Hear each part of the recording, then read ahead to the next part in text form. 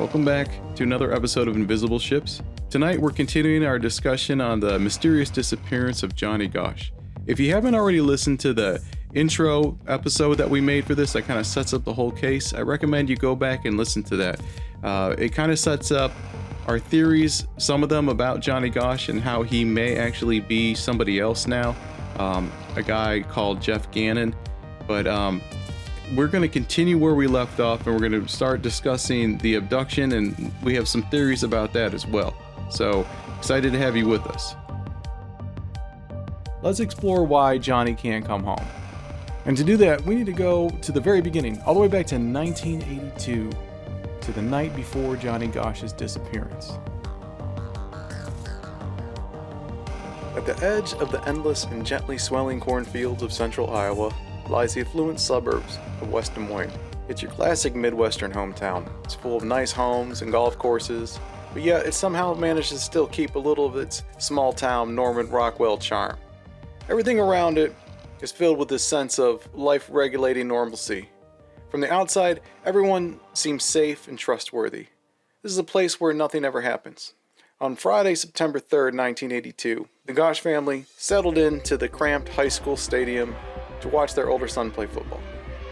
Around halftime, 12-year-old Johnny decided to spend a little of the money he had made delivering newspapers on some popcorn from the concession stand. When he didn't come back, Johnny's father, John Gosch, got up and went looking for him. He found Johnny under the bleachers talking to a West Des Moines police officer. Nothing bizarre about that, nothing frightening about that. Apparently everything was fine, and Johnny joined his family and they watched the rest of the game and they all went home together. At about 1:30 in the morning, the phone rings and Johnny's father picks it up. Now this is one of the stranger things about this case. This had been happening for several weeks going back. Once every week, usually on Saturday night, the phone would ring at about 1:30 in the morning. John's father would pick it up because the phone was on his side of the bed. Apparently it was a wrong number. That's what he told his wife Noreen every time. But on this particular night, Noreen remembers that her husband John says, "Okay, yeah," and hangs up. He reported to her that it was again a wrong number. Sunday, September 5th, 1982, Johnny had gotten up before the sunrise and was hurriedly getting dressed. Because this was turning out to be one of the last warm weekends before real fall would set in, Johnny decided he could still deliver the paper wearing flip-flops. As long as he brought along a white sweatshirt to wear until the sun could burn off the chill, he would be just fine. He went to the garage to retrieve his wagon, and he left the house with Gretchen, the family's miniature dachshund, riding in the back. Everything about the scene was totally normal. The only thing missing from the picture was Johnny's father. He usually went along with him and helped him out on his route. But the night before, Johnny had asked his parents if he could do this route on his own. His mother Noreen had said no. She was adamant. She did not want him to go on his own. So it's not exactly clear how Johnny made it out of the house without his dad that morning. But we do know that morning, Johnny went alone on the paper route and he never came home. Listen to his mother Noreen describe how she found out that Johnny was missing. The next morning, the phone rang a little before 7. Some of the neighbors didn't get their papers, so we just assumed that Johnny was running late and had just gotten up late. So my husband went out to try and help him on the route, and that's when he found Johnny's wagon sitting at the street corner with the papers still loaded. He had not even cut one bundle, and he was gone. And we knew something terrible had happened. Our son was a very responsible boy. He did not, he was there for his route. He had a perfect service award for every month he had it. He wasn't the type to skip out. John Sr., like Noreen mentioned, went out and looked for his son, and he also ended up finishing his paper route, which is a kind of strange detail to this, but I don't think they knew what else to do. But when he gets back to the home, Johnny still hasn't showed up, and there's no sign of him. They're extremely worried. They decide it's time to call the police. And according to Noreen, it took the police over 45 minutes before they arrived at their house, even though they're only 10 blocks away. As we go through this case, you're going to see how law enforcement, and particularly the local police department, it seemed like they were more of a hindrance to the investigation. The Gosches weren't just content to sit around and wait for the police to come up with something and find their son, and they took the initiative themselves and began talking to the neighbors and finding witnesses, and it became very clear to them very early on that Johnny had been kidnapped. Some of the neighbors had reported seeing a man in a blue Ford Fairmount talking to Johnny. One neighbor, a guy named John Rossi, he is actually a retired lawyer. He was a credible person. He said he saw Johnny giving directions to the man in the car. And this is what also makes Mr. Rossi such a great witness, is that he had an encounter with Johnny and the guy in the car. When he saw Johnny giving this guy directions, Johnny wasn't exactly sure where he was trying to go or whatever, so he asked Mr. Rossi if he could help him give directions. Very strangely, when Rossi came out to talk to the man, the guy just sped off, did a quick U-turn, tore out of the neighborhood, blew through a stop sign. It's like he didn't want there to be any witnesses to him talking to these kids. That is extremely suspicious behavior, and it's one of the things that right away, it made the parents think that this was probably a kidnapping. The police, totally different story. They insisted that Johnny was a runaway. They did not want to pursue this like a kidnapping in any way. They did not put an APB out for this car when there probably was still time. If they notified all the local departments and stuff, somebody maybe could have intercepted this car and stopped this kidnapping. In the early 80s, the police responded to missing persons cases a lot differently. They had kind of a wait-and-see approach, unless they saw clear and, indisputable evidence that foul play happened. In fact, the parents of Johnny Gosch had legislation proposed and changed later on because of this, that there's no longer any type of mandatory waiting period or anything before the police can just go all out and search for a missing child. Okay, let's talk about what has happened so far in the case. Johnny goes out and does his paper route. Noreen realizes that something is very wrong because by 7 in the morning, she's getting all these phone calls from the people on his route saying they haven't received his paper. And at first she just thought that he overslept. She sends her husband out to go look for her son. And he notices at the corner of the street, they find his wagon with the paper bundles all up there, still tied up, and their little dachshund standing next to the wagon. And he realizes right away, something's really wrong. And for whatever reason, he decides that he's gonna finish the kid's route. Don't you think that's kind of strange? It's so weird, and especially with the dachshund right there, it almost sounds like he just missed it happening. The papers are still there, the wagon's still there, and the dachshund didn't run home or chase anybody, just stood right where it was. Dogs don't generally, I wouldn't think, stay in one place too long if it's not their home. So that's strange. And what's your first instinct to be run down the street, run around, yell his name, see if he's in the vicinity? I mean, even if you go with the dad is innocent and it's the 80s and people didn't think kidnapping right away, like, you'd still want to know where your kid is when he's not doing what he's supposed to be doing. It's like, oh, I'll just do your job for you. But I mean, I guess he knew that something was really wrong. By the time he got home, Johnny still hadn't showed up, so when he finished the papers, and they decided to call the police. Now, Noreen says it took the police a total of 45 minutes to get to their house, even though they're only 10 blocks away. And that was the very beginning, that an indication that the police were not going to be easy to work with on this one. And they proved to be difficult the whole way through.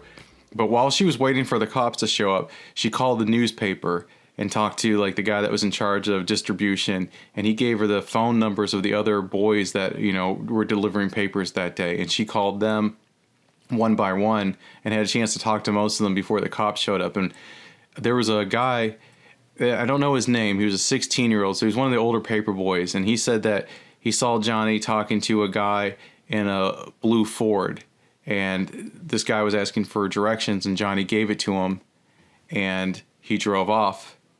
And then he said that when they got to where the paper drop was, that guy had circled back and was asking the other paper boys for directions. And Johnny said that, I already told the guy directions, it's creeping me out, I'm just going home. And he left. And this kid, the 16-year-old paper boy, said that he saw somebody else walk out from between two houses and started following Johnny.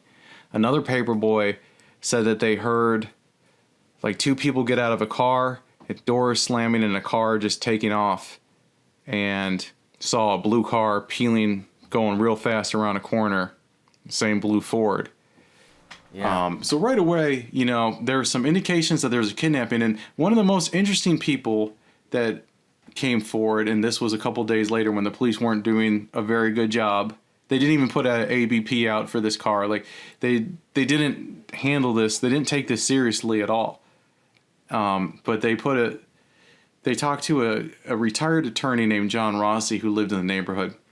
And he also said that he saw Johnny talking to a guy in a blue Ford, and that Johnny actually called the retired attorney over to give this guy directions.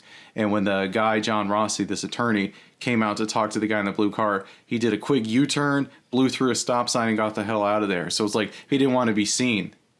That is so many, like, you know, indications that this is a kidnapping, right? Yeah. Did the attorney see another car, or did he just see the blue car? He saw the blue car. John Rossi actually went under hypnosis later on to try to remember as many details as he could about the case. Apparently the guy in the car was trying to find 86th Street. And this is what the guy said when he went under hypnosis, that the guy shut off his engine, opened the passenger door, and swung his feet out on the curb right where the boys were assembling their newspapers. And he started talking about where's 86th Street. Johnny turned to Mike and said, "I've got my papers loaded in the wagon. I'm scared. I'm getting out of here. I'm going to head home." The man pulled the door shut and started up the engine, but before he left, he reached up and flicked the dome light on 3 times. Then he pulled out and left. And another paperboy talks about the dome light flicking too, and that's when a guy walks out from between 2 houses and starts following the Johnny home. So it's organized. I don't know how many kidnappings of children are done in groups of people, not just one weirdo. Right, because usually you're thinking like the lone pedophile or something like that. Yeah. So that lends to the whole, you know, kind of Illuminati sex cult thing. Mm-hmm. And then I wonder if Johnny got nervous so quickly because he recognized him as the policeman he'd spoken to the night before and saw him acting strange in street clothes. Just speculation, but the guy getting out and asking it's justified though, because weird. the police acted so weird through this whole thing. You know what I mean? There's so many red flags for there to be a kidnapping, and yet they don't want to investigate it like a kidnapping. They won't put out the ABP for the car. When Noreen organizes a search party later on, the chief of police gets up with a bullhorn and tells everybody to go home, that the kid's just a damn runaway. It just was so hard. So like insane. They were not working with them. And in 1982, you know, when the police responded to disappearances, it was usually like, he's probably a runaway, he'll turn up later. But because of legislation proposed by Johnny's parents, they changed that so that the police have to take it seriously and handle it. It's too bad it took, you know, him being kidnapped and whatever horrible things happened to him for this to happen, but they got that law done. Yeah, one silver lining, I guess.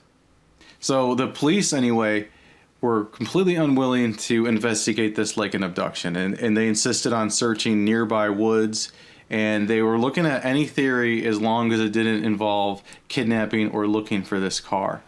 And, you know, other members from like the state patrol and the county sheriffs and the neighboring counties there tried to help, but were sent away by the police. And the police did everything they could to kind of stymie their efforts.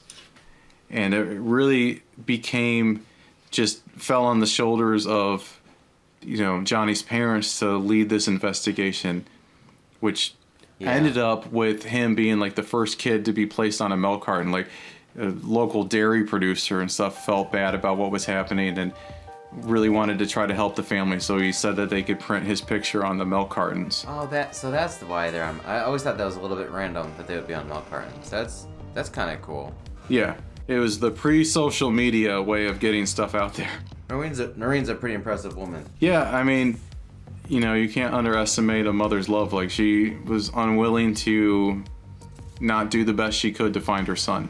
Yeah, that's cool. But, you know, there's so many weird things that we're going to be talking about in the next couple episodes. And I think we could all just safely say, though, that this wasn't just a lone pedophile, that this was more organized and more planned.